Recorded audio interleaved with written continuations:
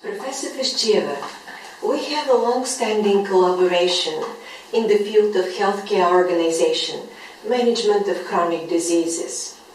And you combine three roles: the expert in the Bulgarian healthcare system, the active person but living with several chronic diseases, and thirdly, very related to the community, very passionate for solving problems of people in the community, often related to chronic diseases.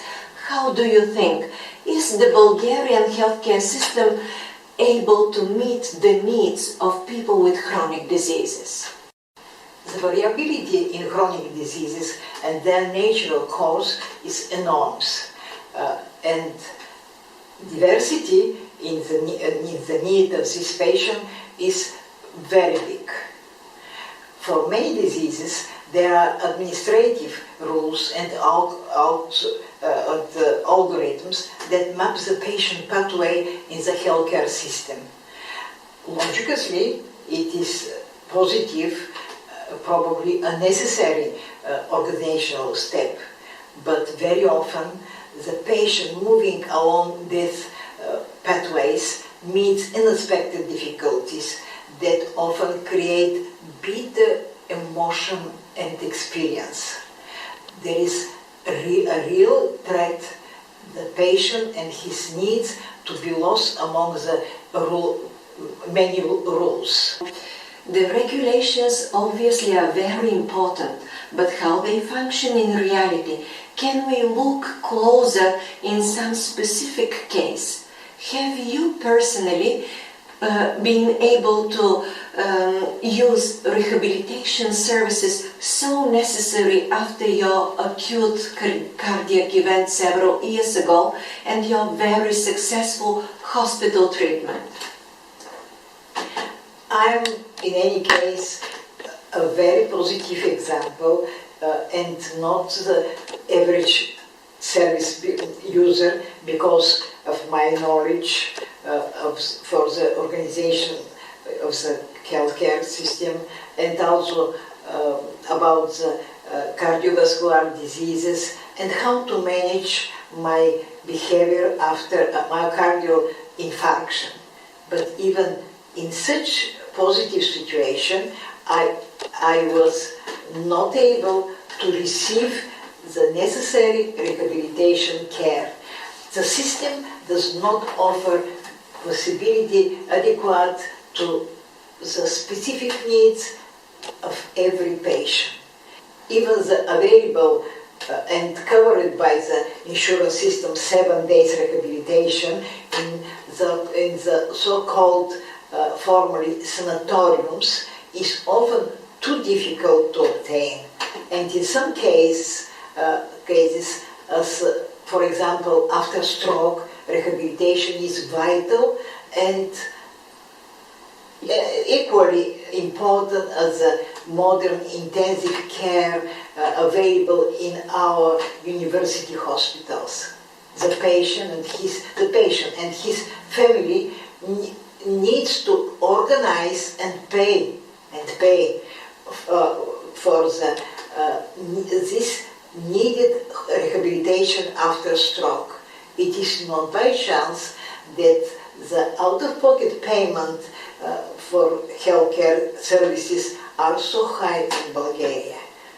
These are the needs which are not covered by the public insurance system. And here is the big problem. Patients with chronic diseases, they need not only rehabilitation, but very often they need serious social support in their home. And that should cover bed care, feeding, cleaning, transport. And the problem becomes especially difficult if it is an elderly patient living alone with serious physical disability. What happens in that situation, Professor Fishcheva? Yes, we are very good with the diagnostic and acute treatment, but what comes after that? The cycle is not closed. In this way, we stay only on one leg instead on 2. The literacy and the financial capacity of the family becomes vital for the future quality of life. In last 3 or 4 months, I have been involved helping 2 friends of mine that experienced severe traumas with broken right arm. Due to some pre-existing diseases, surgical operation was not possible and they were left in their homes. One of them is living alone and was not able to perform the most simple everyday and self-care activities. We experienced the difficulty to organize quickly some sort of home support. What say about patient-centered care? They never received patient-centered care. The difficulties had been solved with their limited resources. There is one enormous gap between needs and available services, especially for the older people with a mixture of several diseases. How the healthcare system can be made more responsive to patient needs?